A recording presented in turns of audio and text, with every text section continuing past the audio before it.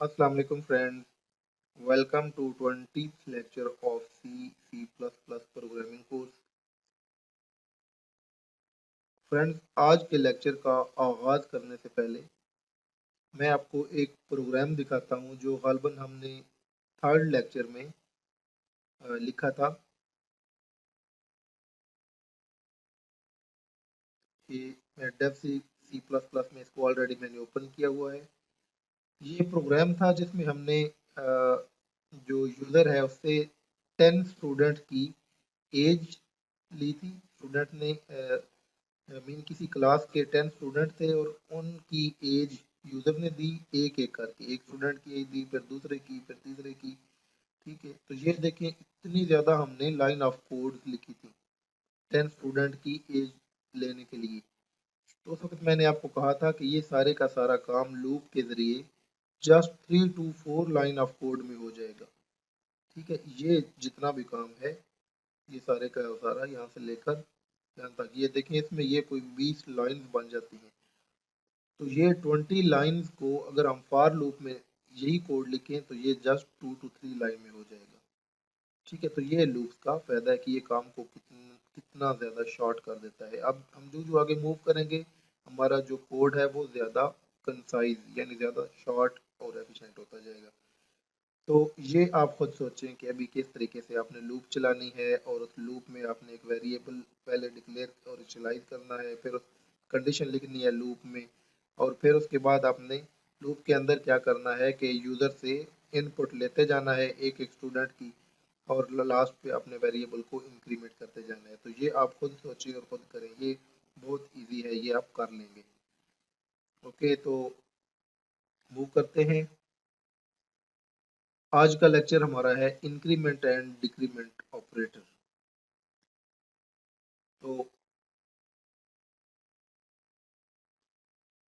Increment and decrement operator increase the value of its operand by 1। It is unary operator.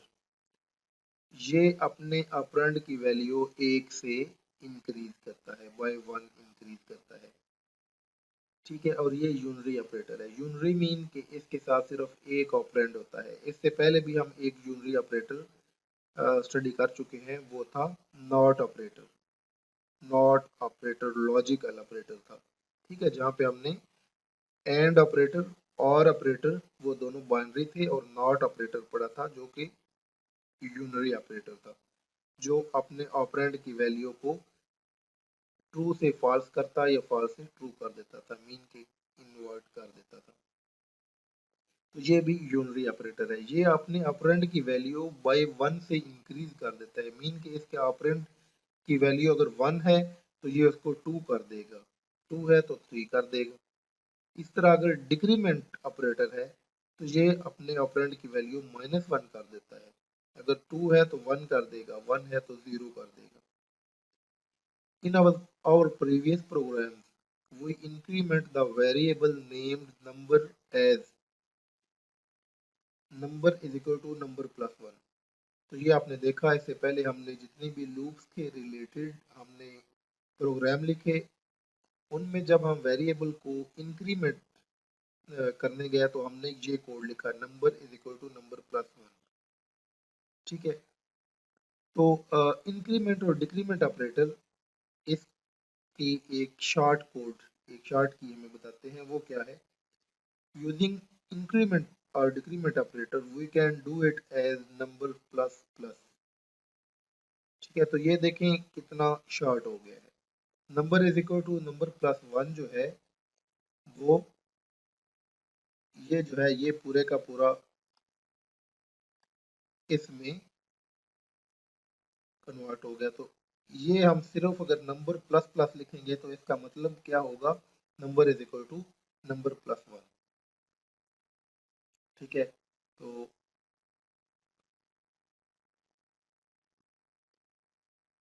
Increment और decrement operator, this operator is further categorized into. ठीक है, तो इस operator के further दो categories है। ठीक है, फर्स्ट वन क्या है, प्री इंक्रीमेंट और प्री डिक्रीमेंट ऑपरेटर। तो pre increment pre decrement operator जो है इसका जो सिंबल है वो क्या है, प्लस प्लस या माइनस माइनस। ठीक है, ये जो स्लैश है इसको या भी कहते हैं। ठीक है, और प्लस प्लस या जो प्री इंक्रीमेंट है उसका जो मतलब इंक्रीमेंट है उसके लिए प्लस प्लस है, और जो प्री डिक्रीमेंट है उसके लिए माइनस माइनस है साइन। तो ये जो प्री प्री वर्ड है, प्री का मतलब ये है कि पहले, तो ये साइंस जो है ये वेरिएबल से पहले आते हैं। ठीक है, फॉर एग्जांपल आपका वेरिएबल है काउंटर। ठीक है, काउंटर COUNTER, ये आपका वेरिएबल है। तो पहले तो हमने ये किया था कि जो counter is equal to counter plus one को हमने काउंटर प्लस प्लस में कन्वर्ट किया था। तो इसके अगर स्टार्टिंग में हम प्लस लिखें तो ये प्री इंक्रीमेंट होगा। ठीक है, सेकंड पोस्ट इंक्रीमेंट और पोस्ट डिक्रीमेंट, सॉरी ये प्री नहीं है, ये पोस्ट है। पोस्ट पोस्ट इंक्रीमेंट और पोस्ट डिक्रीमेंट ऑपरेटर, इसमें प्लस प्लस प्लस और minus minus science comes after variable, तो वेरिएबल के बाद ये आते हैं। If we are using only variable increment or decrement, then pre or post does not matter. In this case, j plus plus is equal to plus plus j. ठीक है, अगर जैसे कि इससे पहले हमने प्रोग्राम लिखे और लूप्स में हमने वेरिएबल को इंक्रीमेंट किया या डिक्रीमेंट किया, तो दोनों सूरतों में अगर हमने सिर्फ वेरिएबल को इंक्रीमेंट और डिक्रीमेंट करना हो तो फिर पोस्ट इंक्रीमेंट हो या प्री इंक्रीमेंट, मीन के अगर वेरिएबल हमारा जे है तो जे प्लस प्लस हो या प्लस प्लस जे हो, इट डजेंट मैटर, दोनों का मतलब सेम है। ये डिफरेंट कब होता है? Difference between pre and post increment decrement matters when the variable is used in an expression. जब हम किसी एक्सप्रेशन में यूज करते हैं वेरिएबल, यानी लेफ्ट साइड पे हमारा वेरिएबल होता है और असाइनमेंट ऑपरेटर की राइट साइड पे कोई एक्सप्रेशन होती है, तो उस वक्त ये डिफरेंस जो है ये मैटर करता है। एग्जाम्पल, फॉर एग्जाम्पल हम एक वेरिएबल ये डिक्लेयर कर रहे हैं int j is equal to 5। ठीक है, इसके बाद ये हम एक वेरिएबल डिक्लेयर प्लस इनिशियलाइज कर रहे हैं।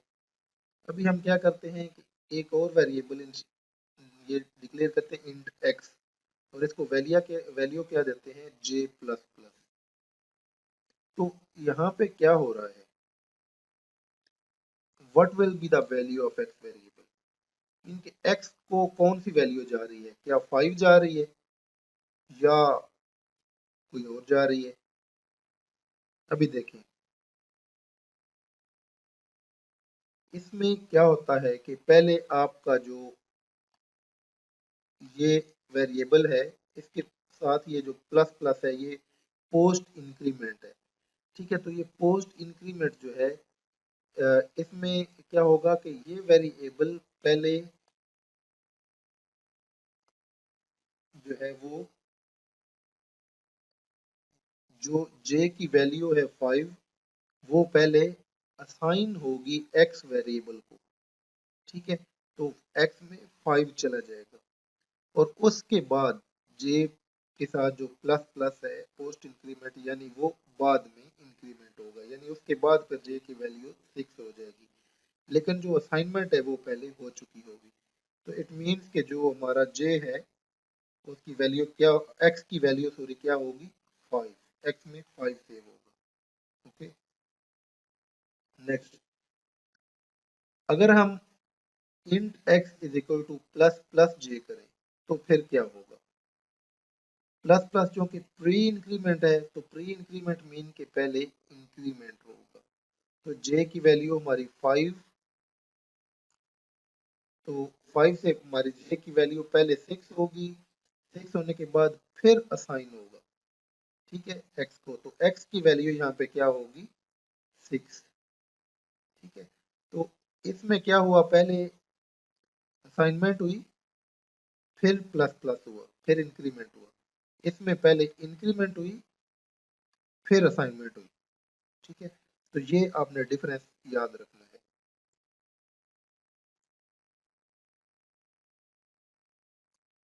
Compound assignment operator, number is equal to number plus 5। ठीक है, ये आपने ये जरूरी नहीं है कि हर बार आपने number is equal to number plus 1 ही करना है।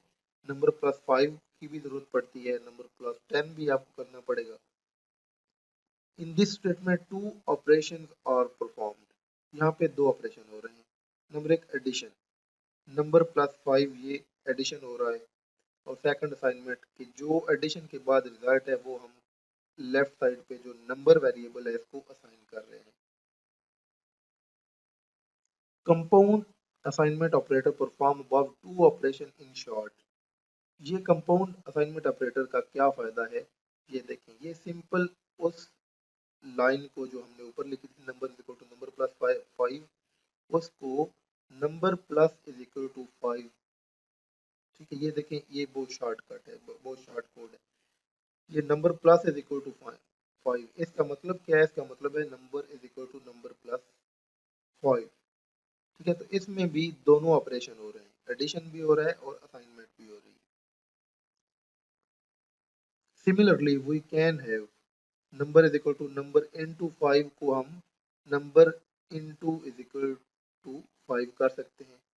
Number is equal to number divided by 5 को हम number is equal to number divided by is equal to 5 कर सकते हैं। Number is equal to number minus 5 को हम number minus is equal to 5 करते हैं। और number is equal to number modulus 5 को number modulus is equal to 5, ये हम लिखते हैं। ये नहीं है यहाँ पे मल्टीप्लाई, तो मॉडुलस इज इक्वल टू 5 जो है, ये देखें, ये सारे शॉर्ट कोड है। तो मैंने आपको बताया था कि जो जो हम प्रोग्रामिंग करेंगे, हम प्रोग्राम अपने कोड को, अपने प्रोग्राम को कंसाइज और शॉर्ट करते जाएंगे। हम कोडिंग जो जो कोडिंग के नए कंसेप्ट हमें मिलेंगे तो हमारी कोडिंग शॉर्ट होती जाएगी। तो आज का लेक्चर यहाँ पे हम कंक्लूड करते हैं। जो नेक्स्ट लेक्चर है वो हमारा स्विच स्टेटमेंट के कंसर्निंग होगा। लूप्स में 3 लूप्स हैं जो हम स्टडी कर चुके हैं, और ये 3 लूप्स ही सी हमें प्रोवाइड करती है। इसी तरह स्टेटमेंट्स में भी 3 स्टेटमेंट है जो हमें सी प्रोवाइड करती है। इसमें फर्स्ट वन थी इफ स्टेटमेंट, सेकंड वन थी इफ एल्स स्टेटमेंट, और थर्ड जो है वो स्विच स्टेटमेंट है, जो हम नेक्स्ट लेक्चर में स्टार्ट करेंगे। ओके, नेक्स्ट लेक्चर तक के लिए